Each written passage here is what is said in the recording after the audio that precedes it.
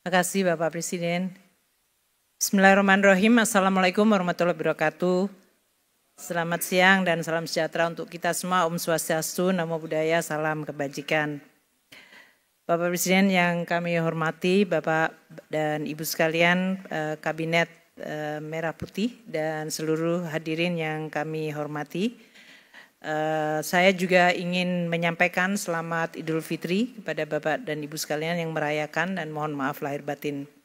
Kami akan melengkapi presentasi dari Pak Menko Perekonomian yang tentu lebih banyak kepada instrumen APBN karena ini salah satu instrumen di dalam pengelolaan ekonomi dan terutama dari sisi makro yang banyak sekali diandalkan pada saat menghadapi shock ataupun guncangan-guncangan. 4 hal yang akan saya sampaikan, pergeseran geopolitik yang sebagian tadi telah disampaikan oleh Pak Menko, tarif perdagangan yang diimplementasikan Amerika Serikat dan dampaknya, resiliensi dari perekonomian Indonesia dan bagaimana kinerja APBN. Ibu Bapak sekalian, kita semua memahami bahwa dunia berubah luar biasa. Pasca Perang Dunia Kedua, di mana pada saat itu negara Eropa porak-poranda dan harus dibangun, memunculkan suatu tekad bersama terutama di negara-negara barat untuk memunculkan suatu institusi-institusi global seperti WTO, IMF, World Bank di dalam rangka untuk mengelola perekonomian dunia agar bisa membangun kembali pasca puing Perang Dunia Kedua.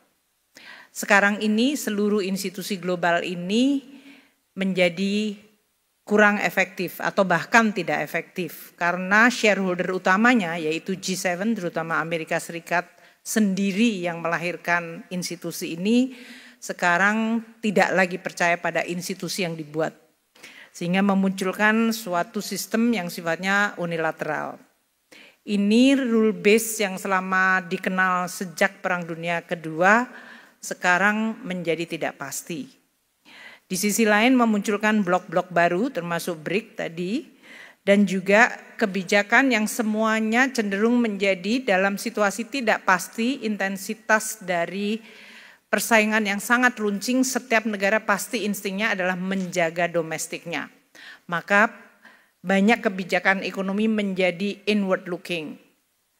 My country first, American first, China first, Indonesia first dan yang lain-lain. Karena ini memang pada saat external environment tidak bisa diandalkan, maka yang harus dilakukan adalah menjaga kepentingan nasional. Dan ini sudah disampaikan oleh Bapak Presiden termasuk tadi di dalam pembukaannya penekanan ini bahkan sebelum Donald Trump menyampaikan Trump tarif atau Liberation Days tarif yang disampaikan minggu lalu.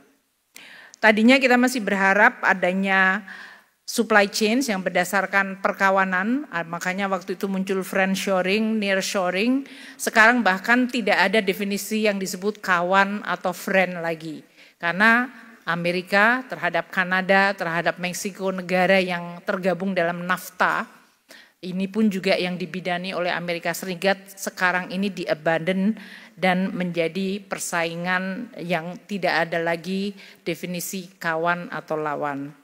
Inilah dunia yang kita hadapi. Kebijakan tarif Amerika menjadikan risiko ketidakpastian yang luar biasa. Kalau kita lihat timelinenya selama 1 episode 1 Februari hingga April ini dalam 2 bulan telah mengubah lanskap perekonomian global. Pada saat Presiden Trump tanggal 1 April mengeluarkan executive order untuk mengatakan Kanada diberikan tarif 10%, dan untuk energinya 25%, Meksiko diberikan tarif 25% dan Tiongkok 10%, itu telah mengubah seluruh tatanan perkawanan yang tadinya dianggap taken for granted itu akan terus berjalan. Sejalan dengan waktu muncul kemudian retaliasi atau respons dan ancaman tambahan untuk produk tertentu seperti baja dan aluminium. Kemudian muncul executive order yang baru tanggal 4 Maret persis sebulan yang lalu untuk menambah untuk Tiongkok 20% dan Kanada melakukan retaliasi. Timeline ini menggambarkan hanya dalam waktu 1 bulan. Dunia yang tadinya digovern dengan rule base, sekarang tidak ada lagi kepastian.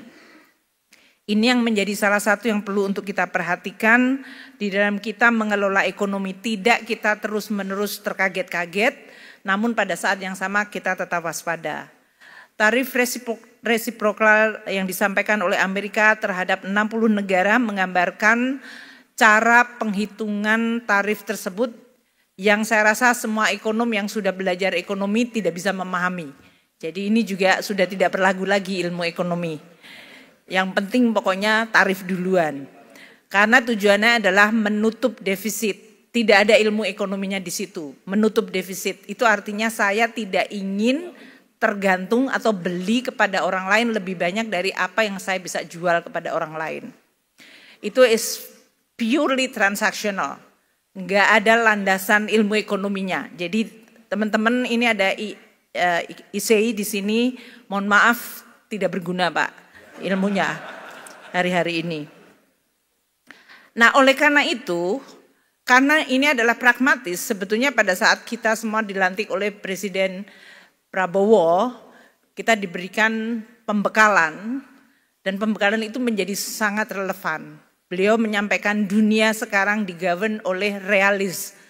Jadi pragmatic dan realism rather than theoretical ideology yang selama ini menggovern dunia semenjak Perang Dunia Kedua.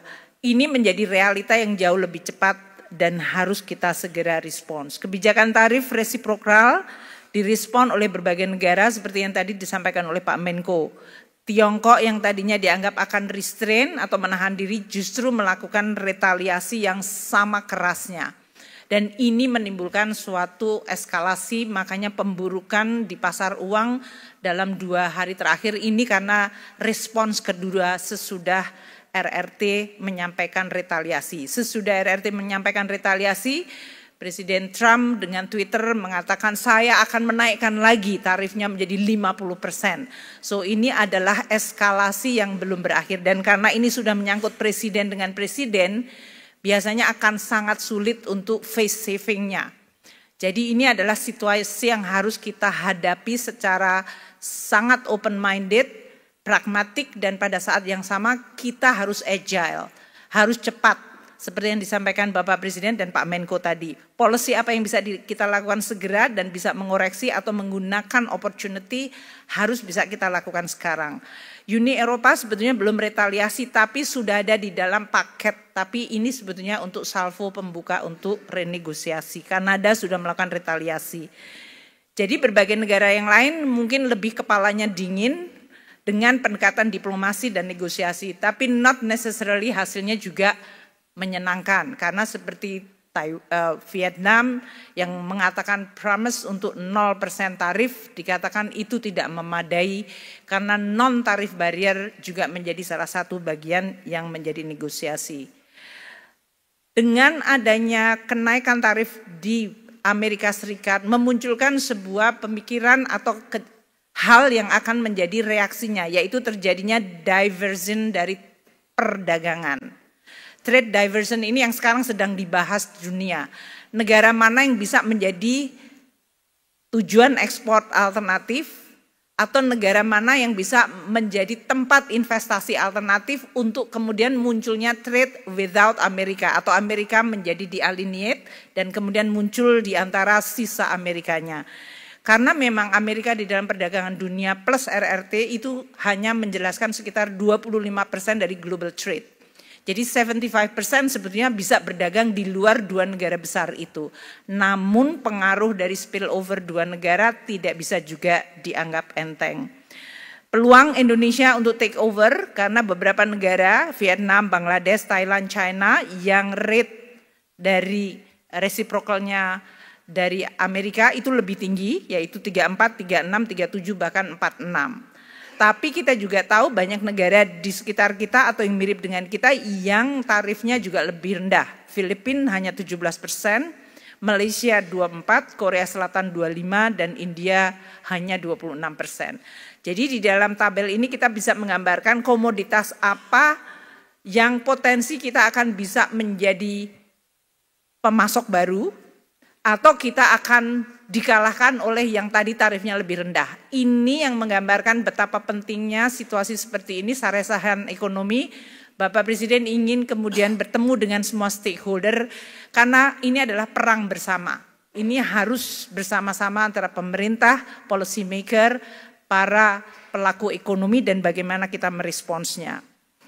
Investor portfolio merespons negatif kebijakan RRT. Kita semuanya hari ini adalah hari pertama pembukaan bursa dan kita sudah melihat Indonesia tadi sesi yang kedua di bawah 8%, 7,7. Kalau kita lihat banyak negara yang indeks harga sahamnya pada tanggal 8 April dibanding 2 April banyak yang koreksinya sangat dalam hingga 14%. Bahkan tadi yang Pak Menko menyampaikan beberapa bisa mencapai di atas 25%. Nilai tukar kita, Pak Gubernur Bank Indonesia sudah menyampaikan juga beberapa langkah bahkan sebelum pembukaan hari ini dan alhamdulillah kita sekarang sudah bisa turun di bawah 17.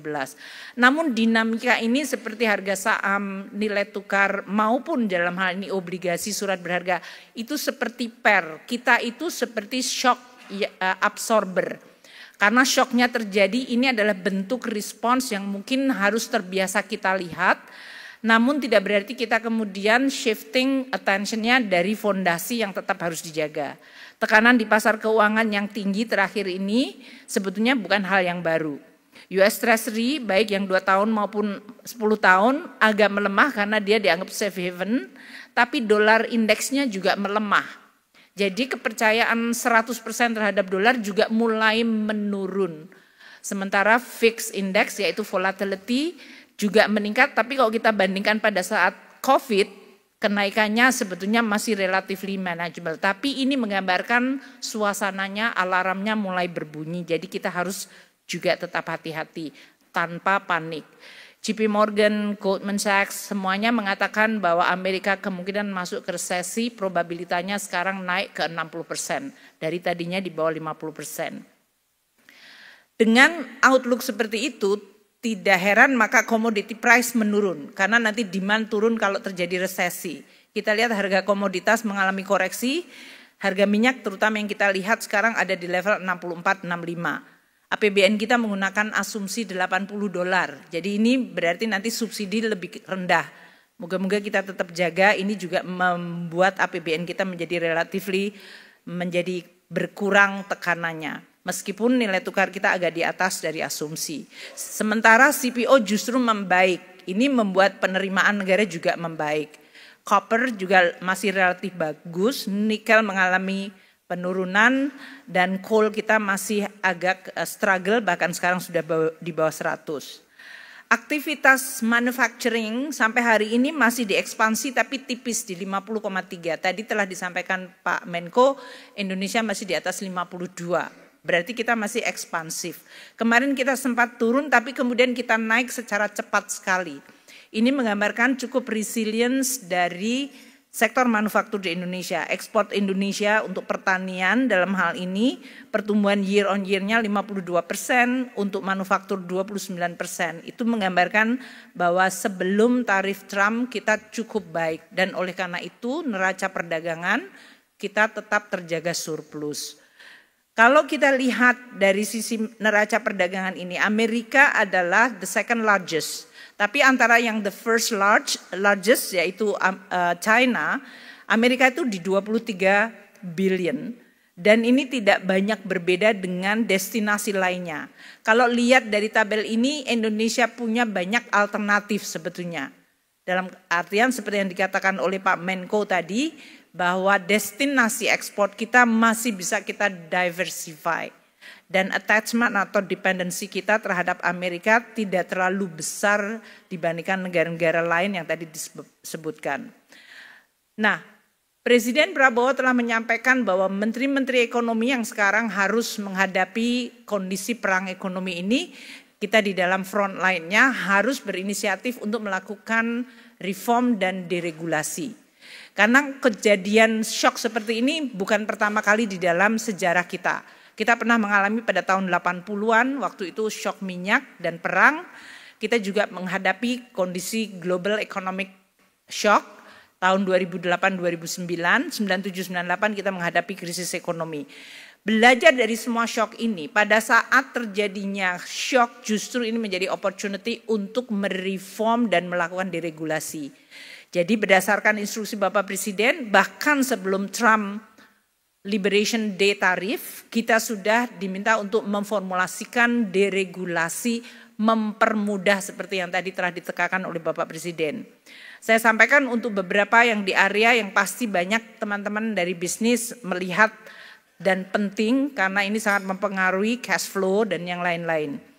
Cortex kita sudah makin membaik, ini akan mempercepat proses pemeriksaan, proses keberatan, dan termasuk validasi dari instansi melalui layanan. Ini membuat nanti dokumentasi menjadi lebih mudah, sehingga segala proses termasuk restitusi menjadi jauh lebih cepat, karena ini termasuk salah satu yang menjadi potensial dari komplain yang muncul dari USTR terhadap Indonesia. Pemeriksaan pajak akan diperpendek 50% waktunya dari 12 bulan menjadi 6 bulan. Dan untuk pemeriksaan wajib pajak yang sifatnya grup untuk transfer pricing yang selama ini membutuhkan 2 tahun sekarang hanya menjadi 10 bulan. Untuk restitusi kami melakukan secara jauh lebih cepat. Untuk yang orang pribadi di bawah 100 juta sama sekali tidak ada pemeriksaan. Untuk yang lainnya dengan adanya Cortex kita jauh bisa melakukan pengembalian lebih bayar PPN secara otomatis. Ini akan sangat mempengaruhi banget dari sisi cash flow dari perusahaan. Kita juga penetapan nilai pabean dan ini juga termasuk yang dikomplain oleh pelaku usaha, termasuk yang dari Amerika. Kita akan menggunakan rentang harga yang berbasis bukti yang valid, jadi ini lebih memberikan kepastian. Penghapusan kuota import dan peraturan teknis ini disampaikan oleh Bapak Presiden, ini akan sangat membantu karena kuota itu tidak memberikan penerimaan negara, menambah beban transaksi dan menimbulkan ketidaktransparan. Kalau ini dihapus akan sangat menentukan banget perbaikan dari sisi import ekspor Indonesia. Penyediaan perizinan dan tata niaga import akan disederhanakan berbasiskan IT dan data. Juga pergeseran dari pengawasan border menjadi post border dengan national logistic ekosistem di mana semua transaksi logistik ada di dalam digital teknologi, maka ini akan menurunkan waktu dan biaya logistik.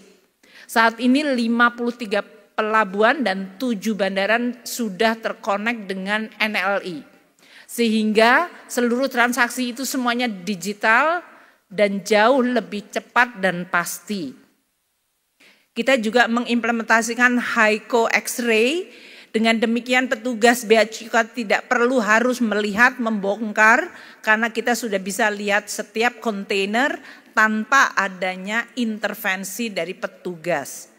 Kita juga akan melakukan harmonisasi kebijakan dan administrasi perpajakan dan kepabeanan untuk aktivitas impor dan ekspor. Sehingga antara policy di hulu hingga ke hilir akan lebih sinergi. Ini untuk memudahkan berbagai transaksi restitusi, perbaikan proses kerja dan fasilitas import. Kami juga telah mendapatkan feedback dalam situasi seperti ini mungkin ada perusahaan merger akuisisi itu perlu untuk lebih cepat dan biasanya ini terhalangi oleh policy karena adanya implikasi perpajakan. Kami sangat terbuka untuk membuka dan melihat aspek perpajakan agar perusahaan-perusahaan yang perlu melakukan merger akuisisi itu jauh bisa lebih agile karena situasi memang mengharuskan begitu. Beberapa fiscal measure ini kalau dihitung berdasarkan imputed tarif adalah sebagai berikut. Kalau perbaikan administrasi perpajakan dan kepabeanan dari mulai pemeriksaan pajak, restitusi pajak, perizinan, ini ekuivalen mengurangi tarif hingga 2% sendiri. Jadi ini adalah reform yang bisa kita lakukan di pajak bea cukai hanya dari sisi administratif penyederhanaan akan mengurangi beban. Jadi kalau tadi dunia usaha akan kena 32%, ini bisa dengan berbagai reform 2% lebih rendah. Kebijakan perpajakan untuk PPh import, kami akan melakukan penyesuaian untuk produk tertentu yang tadinya antara 2,5 ke hanya 0,5%. Ini berarti mengurangi lagi 2% beban tarif. Jadi anything yang bisa ngurangi tarif karena sudah adanya beban tarif selama belum turun dari Amerika, kita akan coba lakukan. Penyesuaian tarif biaya masuk produk import yang antara 5 hingga 10% menjadi 0 sampai 5%, ini berarti mengurangi lagi 5% beban tarif. Ini untuk produk-produk yang berasal dari Amerika Serikat yang masuk dalam Most Favored Nation. Untuk tarif beasiswa, karena kita sering ngasih beasiswa, mohon maaf. Bea keluar untuk CPO kita juga akan lakukan adjustment, ini juga ekuivalen mengurangi beban hingga 5%. Dan trade remedies, ini termasuk Menteri Perdagangan, Pak Menko Perekonomian semua minta agar bea masuk anti dumping, imbalan safeguard bisa dilakukan dan dipercepat hanya dalam waktu 15 hari. Itu akan kita lakukan bersama dengan KL yang lain. Jadi kami akan terus melakukan reform terutama di bidang pajak, bea dan cukai dan prosedur supaya ini betul-betul mengurangi beban sesuai dengan penekanan Bapak Presiden. Ini adalah waktu yang tepat untuk deregulasi dan reform yang lebih ambisius. Banyak dari teman-teman usaha, media menyoroti mengenai APBN kita. APBN memang selama ini menjadi salah satu anchor yang terus-menerus kita sampaikan secara transparan. Postur dari APBN kita sampai dengan akhir Maret itu sekarang sudah dalam situasi membaik. Kemarin headline seolah-olah mengatakan penerimaan pajak mengalami kontraksi dan lain-lain. Kenapa kami kemarin menunda melakukan press conference? Karena memang datanya masih sangat liquid, masih dinamis. Karena adanya Cortex, di sisi lain adanya penerapan TER dan juga adanya beberapa perusahaan wajib pajak besar yang melakukan restitusi itu one off. Sehingga tidak ingin menciptakan kepanikan market, kami melakukan presentasi. Kalau kita lihat pada bulan Maret, penerimaan pajak bruto kita sudah turn around. Yang tadinya growth-nya minus 13 bulan Januari, Februari minus 4, ini sekarang sudah positif 9,1. Turning around itu kelihatan sudah mulai baik. Kami hanya ingin menyampaikan bahwa memang dalam 4 tahun terakhir kita lihat pola dari penerimaan pajak dan kita lihat rata-rata Desember, Januari, Februari, Maret itu tahun ini 2025 di 179,7. Lebih baik dari tahun lalu yang 174, lebih baik dari tahun 2023 waktu itu boom komoditi di 167 dan di tahun 2022 tentu itu pasca Covid yaitu 146. Jadi saya ingin memberikan keyakinan bahwa penerimaan pajak masih on track. Karena dalam sebulan terakhir ini dibuat headline untuk membuat seolah-olah APBN tidak sustainable, APBN tidak prudent dan ini akan menjadi berantakan. Tidak. Presiden memang punya banyak program tapi itu semuanya didesain dalam APBN yang tetap prudent dan sustainable. Jadi ini yang menjadi anchor bagi kita untuk menyampaikan bahwa jangan kita semua menambah keresahan yang tidak perlu untuk hal-hal yang sebetulnya fundamentally masih baik. Saya juga minta untuk para pengamat, para IC dan yang lain-lain untuk juga membantu. Untuk sisi belanja pemerintah, kita masih on track. Meskipun banyak program besar yang Bapak Presiden telah sampaikan, kita tetap memantau secara detail. Belanja KL 196 triliun sudah kita lakukan, 16,9. Belanja non-KL itu termasuk subsidi pensiun ada 217. Kalau kita lihat prosentase dari belanja kita tidak banyak berbeda. Tahun lalu karena pemilu kita melakukan front loading untuk persiapan pemilu memang prosentase belanja adalah di 17,3. Tapi sebelum pemilu year 15,5, tahun ini 15,3. Jadi masih comparable. Masih cukup baik. Untuk pensiun tetap kita bayar, kemarin ada kenaikan pensiun plus THR, kita tetap meningkatkan belanja yaitu tumbuhnya 4%, tahun lalu karena ada kenaikan yang cukup tinggi.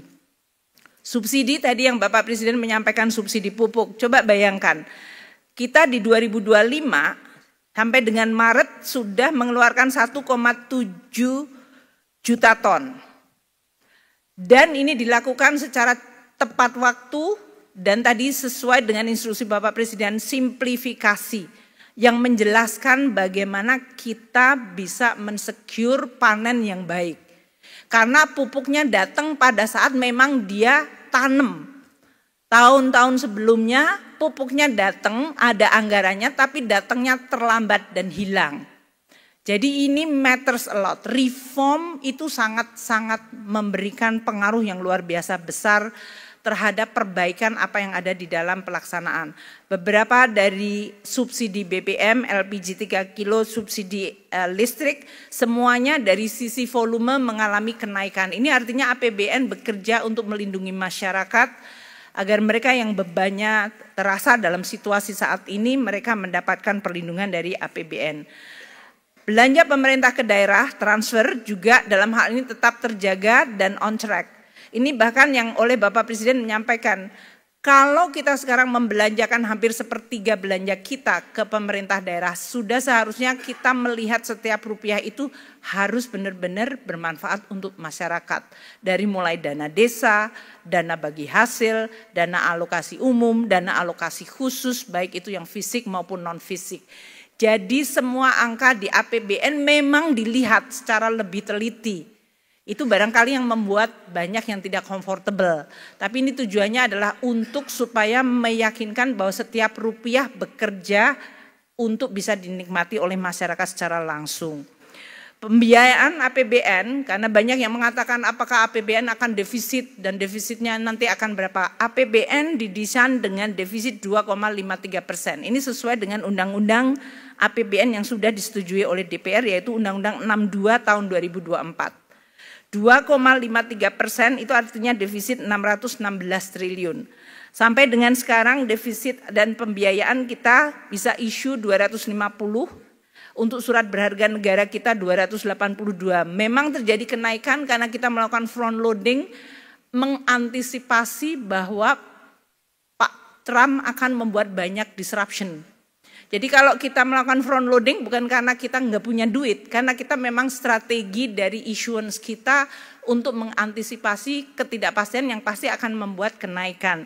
Jadi dalam hal ini kami ingin menyampaikan bahwa kita akan tetap menjaga APBN dan terutama utang dan juga defisit kita secara tetap prudent, transparan, hati-hati. Dan ini yang menyebabkan tadi disampaikan oleh Pak Menko, rating kita tetap terjaga, stable, bahkan outlook-nya pun tetap stable.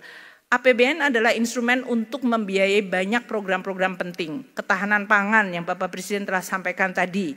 Kita telah memberikan subsidi pupuk 1,3 juta ton di the first 3 months. Ketahanan energi, subsidi BBM, subsidi listrik, makanan bergizi sudah 2,6 juta penerima. Mungkin nanti kita update selalu setiap bulan untuk menyampaikan berapa yang sudah dan nanti Pak Dadan juga bisa menyampaikan. Program-program pendidikan tetap kita jaga. Presiden meminta agar ini tetap dijaga. Bahkan ada inisiatif-inisiatif baru, itu semuanya dibiayai di dalam amplop APBN yang ada. Jadi jangan khawatir tidak jebol APBN-nya. Banyak yang mengatakan apakah APBN-nya jebol? Tidak. Program-program Bapak Presiden ada di dalam ruang APBN yang ada. Program kesehatan termasuk pemeriksaan kesehatan gratis itu sudah dianggarkan di dalam APBN. Pembangunan desa termasuk koperasi desa itu juga nanti akan menggunakan dana desa. Governance-nya yang kita sekarang work out, tapi tidak menambah amplop sehingga kemudian orang menganggap oh akan ada pengeluaran yang akan membuat APBN kita menjadi tidak sustainable. Pertahanan semesta baik untuk alutsista dan juga industri pertahanan dalam negeri itu semuanya ada di dalam APBN kita. Dan Danantara yang di-establish termasuk penggunaan dividen itu sudah kita perhitungkan. Jadi kami ingin menyampaikan bahwa APBN tetap terjaga sebagai anchor confidence karena ini penting sekali. Dan antara dalam hal ini kami dengan Pak Rosan dan Menteri BUMN akan terus bekerja bersama. Seperti yang disampaikan oleh Bapak Presiden, ya harus dikelola secara prudent, transparan karena ini adalah harta untuk anak cucu kita. Kita akan mendesain dengan tata kelola di mana whistleblower ada, oversight cukup kuat, dan penekanan untuk tidak ada konflik kepentingan dan bebas korupsi. Untuk program-program yang sudah diidentifikasi tetap akan dilihat secara profesional, sehingga tujuan yang baik dilaksanakan dengan baik dan dapat dikelola dengan amanah dan accountable. Itu yang tentu akan memberikan assurance. Bersamaan nanti kita akan bersama-sama dengan teman-teman BUMN dan Danantara untuk terus menyampaikan kepada para investor yang masih menanyakan, karena Danantara dan APBN termasuk dua hal yang terus dipertanyakan. Tapi saya ingin menyampaikan bahwa kami bertanggung jawab untuk menjaga kepercayaan Presiden, mission yang diberikan oleh Presiden, tapi juga kepercayaan dari market dan masyarakat. Karena itu semuanya adalah sama. Tujuannya sama, tujuannya baik, dan oleh karena itu kita akan kelola dengan baik. Demikian yang bisa kami sampaikan, semoga bisa memberikan kejelasan dan juga memberikan juga ketenangan bagi masyarakat dan seluruh pelaku ekonomi. Terima kasih. Wassalamualaikum warahmatullahi wabarakatuh.